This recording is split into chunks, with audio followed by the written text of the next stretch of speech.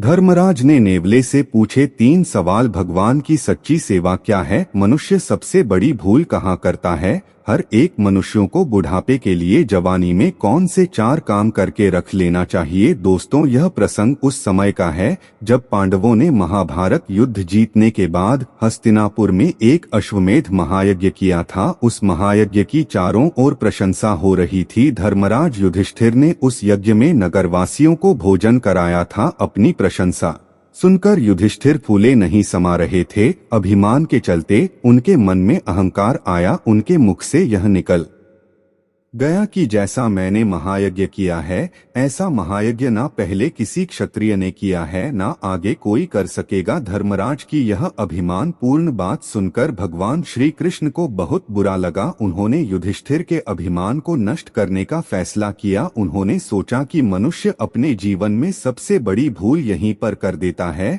जब भी वह धन दौलत मान सम्मान से प्रतिष्ठित होता है तो वह उसका कर्ता स्वयं को ही मानने लगता है। थोड़ा भी उसका यश फैले तो वह गर्व से भर जाता है और उसका श्रेय स्वयं को ही देने लगता है। और यदि उस पर कभी घोर विपत्ति पड़ती है तो उसका दोष भगवान पर मरता है कि भगवान ने उसके साथ बहुत बुरा कर दिया। जब जीवन में कुछ भी अच्छा होता है तो उसका कर्ता स्वयं को समझता है और बुरा होता है तो उसका दोषी वह भगवान को मानता है, जबकि वह जानता है कि उसके हाथ में कुछ नहीं है। वह मात्र एक कठपुतली है, देने वाला और देकर फिर लेने वाला तो कोई और ही है। दोस्तों, भगवान श्री कृष्ण की प्रेरणा से धर्मराज युधिष्ठिर की सभा में एक अजीब घटना घटती है। सभा के बीच एक अजीब नेवला आता है जिसकी नीली आंखें थी और शरीर का आधा भाग सोने का बना हुआ था। वो नेवला धर्मराज के दरबार में मनुष्यों की भाषा में बोलता हुआ कहने लगा, हे राजन, तुम किस बात पर खुशी मना रहे हो? तुम्हारा यह यज्ञ कुरुक्षेत्र के निवासी एक ब्राह्मण के शेर भर झोंके सत के दान करने के बराबर भी नहीं है।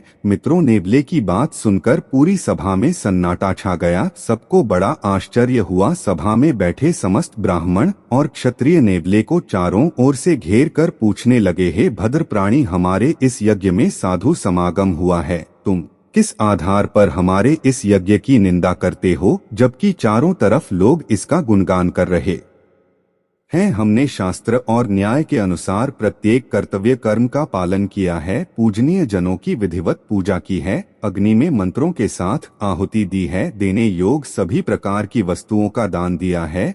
फिर आपको ऐसी क्या कमी मालूम पड़ती है जो भरी सभा में आप इस महान यज्ञ की निंदा करते हो? तब वह नेवला कहता है, हे रसियो, हे क्षत्रियो, मैंने यह बात झूठ या घमंड में आकर नहीं कही, बल्कि पूरे होशो हवास में कहा है कि आपका यज्ञ उस ब्राह्मण के शेर भर सत के दान के बराबर भी नहीं है। सुनो, मैं तुम्हें वह कहानी सुनाता हूँ जो मेरे साथ घटित हुई थी। कुछ दिन पहले की बात है। युधिष्ठिर के क्षेत्र कुरुक्षेत्र में एक गरीब ब्राह्मण अपने परिवार के साथ रहता था। वह ब्राह्मण अत्यंत निर्धन था, भिक्षा अन्न से ही अपने परिवार का भरण पोषण करता था और भगवान का जप तप करता था। वह रोजाना दिन के छठे भाग में अपनी पत्नी, पुत्र और पुत्र वधू के साथ बैठकर भोजन करता था। यदि किसी दिन उनको समय पर अन्न नहीं मिलता तो दूसरे दिन फिर उसी बेला में अन्न ग्रहण करने को मिलता था। एक बार तो उनके यहाँ भयंकर अकाल पड़ गया। ब्राह्मण के घर खाने को दाना नहीं था, खेतों का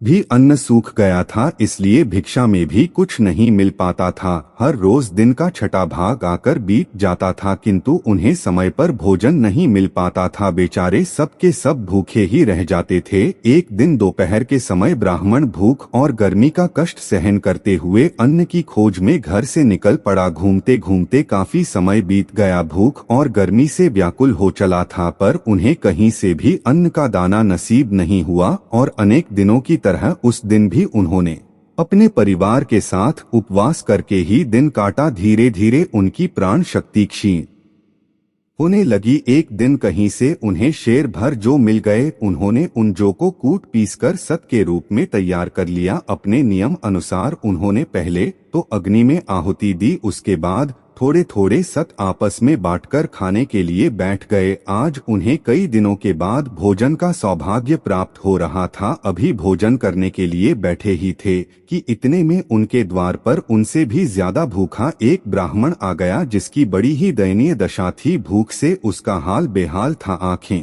अंदर की ओर बैठ गई थी। वह द्वार पर आकर भोजन के लिए गिड़गिड़ा लगा। ब्राह्मण ने जब अपने द्वार पर एक भूख से व्याकुल भिखारी को देखा तो सोचने लगा, यह भिखारी मेरे द्वार पर आस करके आया है, यह मेरा अतिथि है और अतिथि का सत्कार करना ही हमारा धर्म है। ब्राह्मण का हृदय खुशी से खिल उठा। वह अपने भोजन को छोड़कर उठ बैठा और उस भूखे भिखारी के पास जाकर उसे प्रणाम किया। उससे उसका कुशल समाचार पूछा। पूछने पर पता चला कि वह कई दिनों से भूखा है। ब्राह्मण उसे आदर के साथ अपनी कुटिया में बुला लाया और अपने आगे के सत उठाकर उसको खाने को दे दिए। धन्य है उस ब्राह्मण का त्याग और निष्ठा जो अतिथि सेवा के लिए स्वयं भूखा रह गया, पर अतिथि को भूखा नहीं रखा। भिखारी ने झटपट उन सत को खा लिया, किंतु उन सत से उसकी भूख शांत नहीं हुई। ब्रा ने देखा कि अतिथि देवता मेरे सत खाने के बाद भी भूखे ही रह गए। ब्राह्मण बड़ी सोच में था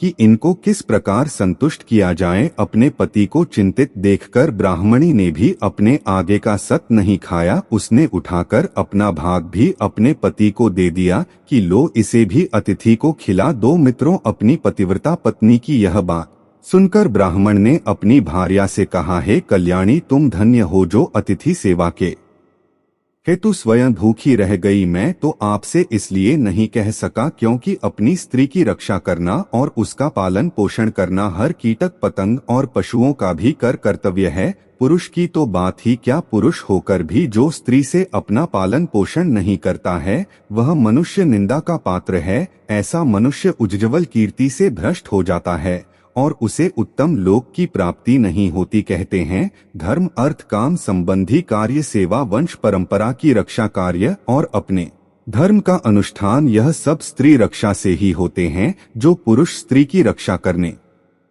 में असमर्थ है वह संसार में महान अपयश के भागी होते हैं और परलोक में जाने पर नरक में गिरना पड़ता है। ब्राह्मण बोला, है प्रिय, आपका पालन पोषण करना भी मेरा ही धर्म है, तो मैं आपके आगे का भोजन इस अतिथि को कैसे दे देता। मित्रों, अपने पति की बात सुनकर ब्राह्मणी बोली, है प्राणनाथ, हम दोनों के धर्म और अर्थ एक ही है। आप भूखे रह लो तो मैं भी भूखी रह लूंगी। आपके भूखे रहने पर मैं भोजन कैसे कर सकती हूँ। मित्रों, पत्नी के कहने पर ब्राह्मण ने उसके हिस्से का भाग भी अतिथि को दे दिया। अतिथि ने उसे भी खा लिया, पर उसकी भूख अभी भी शांत नहीं हुई थी। ब्राह्मण फिर चिंतित हुआ कि अब मैं इसे क्या दूं। मित्रों, इतने में ब्राह्मण पुत्र ने भी अपने हिस्से का सत स्वयं न खाकर ब्राह्मण को दे दिया। पिताजी, मेरा सत भी इस अतिथि को खिला दो, मैं जल पीकर गुजारा कर लूंगा। बेटे का त्याग देखकर पिता ने कहा, बेटा तुम 1000 वर्ष के हो जाओ तो भी मेरे लिए बालक ही रहोगे। पिता पुत्र को जन्म देकर ही उससे अपने को कृत समझता है। मैं जानता हूँ बच्चों की भूख प्रबल होती है, मैं तो बूढ़ा हूँ, भूखे रहकर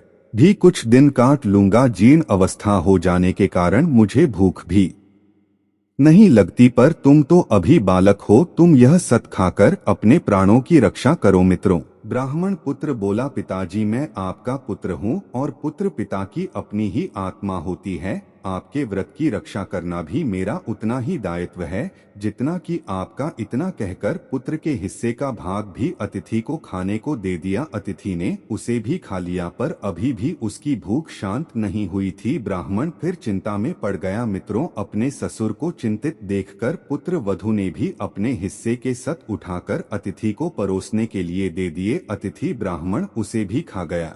चारों का त्याग और समर्पण देखकर वह अतिथि बहुत प्रसन्न हुआ। वह याचक साक्षात धर्म के देवता यमराज के रूप में परिवर्तित हो गया और ब्राह्मण और उसके परिवार से कहा, भूख मनुष्य की बुद्धि को चौपट कर देती है। भूख से मनुष्य के धार्मिक विचारों का लोप हो जाता है, किंतु आपकी ऐसी स्थिति होने पर भी आपकी दान में रुचि बनी रही। आपका यश सदा कायम रहेगा। मित्रों, धर्म राजा ने उन चारों को सदा के लिए स्वर्ग भेज दिया। अब फिर नेबला बोला, है मुनि ज्ञानियों, उसी ब्राह्मण के घर के पास में मेरा बिल था। मैं अपने बिल से निकल कर आया उसी स्थान को सूंघने लगा जहां ब्राह्मण ने अतिथि को भोजन कराया था। उस दान के प्रताप से उस स्थान को सूंघने से मेरा आधा शरीर सोने का बन गया। आधा सोने का होकर मुझे खुशी तो बहुत हुई, पर मैं तब से अपने पूरे शरीर को सोने का बनाने के लिए घूम रहा हूँ। कई यज्ञ स्थलों पर गया, वहाँ की जगह को सूंघ पर मैं पूरा सोने का नहीं बन सका। जब मैंने लोगों के मुख से सुना कि धर्मराज ने बड़ा ही विशाल यज्ञ किया है,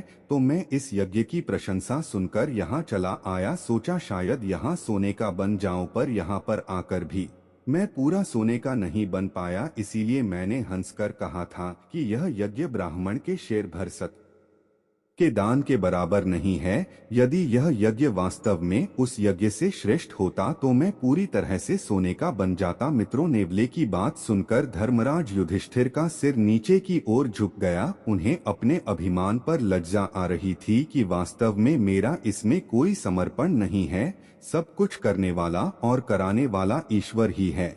मैं मूर्ख था जो इस यज्ञ का श्रेय खुद को दे रहा था। मित्रों, धर्मराज युधिष्ठिर ने सबसे क्षमा मांगी और नेवले से कहा, हे भद्र प्राणी, तुम बहुत ज्ञानी जान पड़ते हो, मेरे कुछ प्रश्नों के जवाब दे दो, मेरे मन का संशय दूर हो जाएगा। दोस्तों, धर्मराज ने नेवले से पूछा कि भगवान की सच्ची सेवा क्या है, मनुष्य सबसे बड़ी भूल कहाँ पर करता है और मनुष्य को बुढ़ापे के लिए जवानी में कौन से 4 काम करके रख लेने चाहिए। तब नेवले ने बताया, है धर्मराज, भगवान की सच्ची सेवा है कि जीवों पर दया, उनके प्रति करुणा का भाव, परोपकार का भाव, दीनहीनों की सेवा, भूखे को भोजन, रोगी को औषधि और भटके को सही दिशा, अहिंसा का व्रत। मनुष्य की सबसे बड़ी भूल है सांसारिक वस्तुओं पर गर्व करना। जो चीज उसकी है ही नहीं, वह उसके पीछे भागता है, उस पर गर्व करता है, वह को हर कार्य का कर्ता समझता है। और अंतिम बात, बुढ़ापे के लिए मनुष्य को जवानी में यह 4 काम करके रख लेना चाहिए। नंबर 1, धन का संग्रह। नंबर 2, बच्चों में संस्कारों का बीज बोना। नंबर 3, भगवान का नाम जपने की आदत। नंबर 4, अपने शरीर का अभ्यास करते रहना, उसे सक्षम रखना और सहनशीलता। बुढ़ापे में भी कुछ ना कुछ करते रहना चाहिए। जवानी में किया गया आराम बुढ़ापे में बहुत कष्टदायक होता है।